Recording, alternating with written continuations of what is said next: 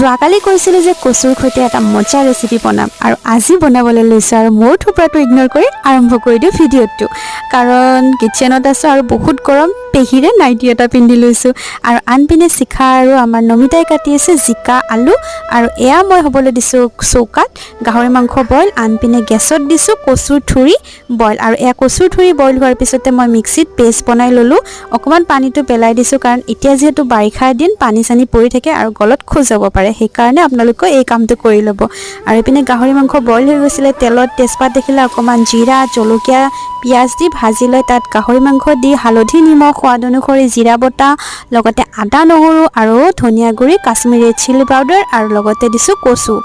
সকলোখিনি দি ধুনীয়াকৈ ভাজি অকণমান পানী দিয়াৰ পিছতে আমাৰ গাহৰি মাংস ৰেডি আনপিনে এই মাছকেইটা দেখিছেনে যোৱাকালি যে জাল তৰি আছিলে সেই জালত পোৱা আৰু ৰাতিকে আমাৰ এনেধৰণে খাদ্য চলি গ'ল তো আজিৰ ভিডিঅ'টো কেনেকুৱা পালে জনাব।